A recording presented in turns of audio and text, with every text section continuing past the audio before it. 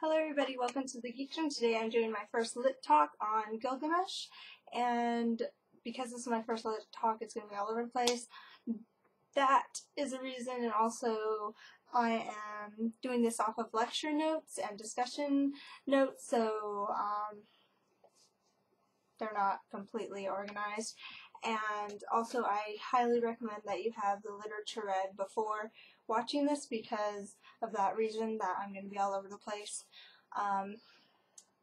And also it'd be nice to be familiar with characters that I'm just going to jump right into and know the story that these characters are a part of. So in Gilgamesh we have our king, Gilgamesh, and he is a very powerful force to reckon with. He is, stronger than everybody else, he's bigger than everybody else, he's just this force, and he takes everything by this force. And so the people are complaining about him, they don't really like him, so we get this idea that he's not a very good king. And also what's mentioned is that he's 2/3 divine, which means that he's out of balance. He's 2/3 divine, 1/3 human. He's not balanced. And so when the people complain, the gods create Inka Do to balance Gilgamesh, because Inka Do is from the earth. He's very primitive, primal, and he's of the earth, whereas Gilgamesh is divine. And so they're meant to meet together, balance each other out. And before Inka Do can meet Gilgamesh, he has to be initiated into civilization. And because he's so primitive and because he's so primal, he is not balanced himself. So Shamhat is a priestess of Ishtar, which is a goddess of sexuality, I believe. And so she kind of initiates him into civilization by, they have sex. So this mating between a man and a woman is very human. To mate with someone on a sexual level is very human, and so that's like one of the first steps of initiating him into civilization. And Inka Do also takes part of eating beer and bread, which is also a very human thing. Humans take these elements from the earth and turn it into bread. They take elements from the earth and they turn it into beer, and then they eat it and drink it. And so that's another very human thing. So Inka Do has to go through this sort of transformation of his self in order to be balanced and also initiated into civilization to become human on this human level. And then he meets Gilgamesh. And when they meet, that's when they collide and become balanced, or he balances Gilgamesh. Shamhat's the one who balanced Inka Do. And so when they meet and they wrestle and they have this connection, Gilgamesh transforms and then they become great friends, and that's where the balance comes in. And it comes with interacting with something greater, a greater force, something just greater than the human level. And so that's when the gods come into place, because they represent that greater level.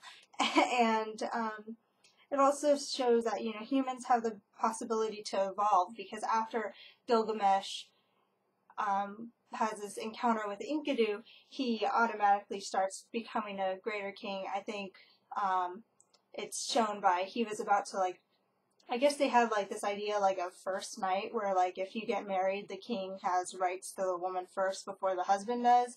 And so when they clash, Gilgamesh doesn't take that woman. So you see this transformation of him changing from this powerful force to starting to transform into this good king. And so Inka Do is kind of like a second self of Gilgamesh, or I would say a resisting force. So, Gilgamesh wants to go this way, but Inka Do is going this way, and so they come to a standstill, and a kind of a balance is created.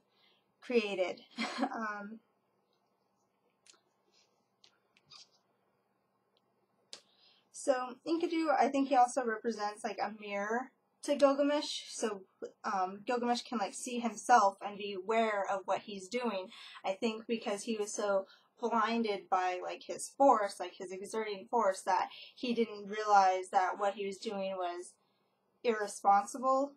And then in the story, Inka Do dies, and Gilgamesh becomes completely distraught. That was like his other half, and not in like a lover kind of way, but in this human level where we love someone else, and it doesn't necessarily have to be a lover, as in a romantic relationship, even though it could. And so when he dies, not only does Gilgamesh, is distraught because his friend dies, he recognizes his own mortality, like, oh crap, I'm gonna die too. This is our fate as, human beings. And so then he goes on like an adventure, and there's multiple adventures in the story, but he goes on this adventure to attain immortality, and then he has to go through this trial by Udampishtim, I don't know how to say his name, to stay awake, but Gilgamesh can't do it.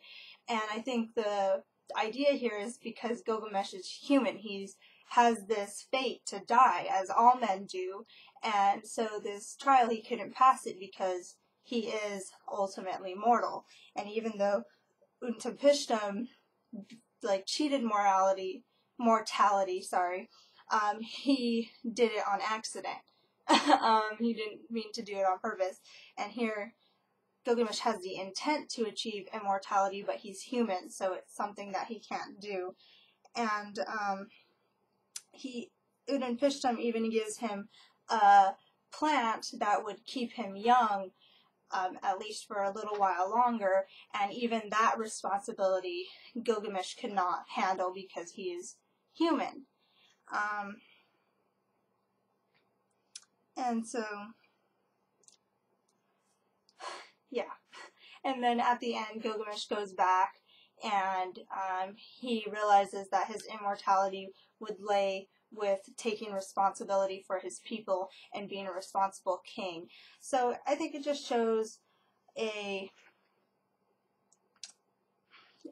like a sort of transformation, like that humans can evolve and discover different aspects or expand their minds, and also kind of just like a responsibility towards society or for your place in life, and how like sometimes we just, I don't know, we have this force that just needs to come out, and we take things, we are mean to others, we do all these crazy things that aren't exactly the smartest until we realize, certain things need to be taken accounted for, or I don't know, that was totally improper English, but some things need to be held, I don't even know how to put this sentence in properly together, but you need to take responsibility for some things, and also, and that requires like a sort of transformation. And then also there was that bit about mortality, we're all gonna die, like what can we do to, achieve a sort of immortality, but without actually, staying alive forever. And Gilgamesh's way was to be a responsible king. And here we are, we have the epic of Gilgamesh, or the story of Gilgamesh, in our lives today, and it's one of the most ancient pieces of literature out there. And then before literature was written down, it was orally told. So this story is very, very, very, very old. And he did, in fact, gain a sort of immortality if we're still learning about his story. Obviously, it's not like a true story, at least not completely true, but it's still here in our lives today, and it kind of allows us to ponder this question of what it means to be human, which is the overlying question throughout a lot of ancient literature that we could ask ourselves. It seems like the ancients liked to ponder this question of what does it mean to be human? What are the responsibilities of a human? And it's just through stories and through metaphor, they ponder this question, and we can't really answer it, but we see this thought process, and a lot of ancient literature kind of reflects this. Like Achilles, like he has this fate, and in order to gain a sort of immortality, he has to do such and such and such, and I'll probably do another lit talk on Achilles some other time.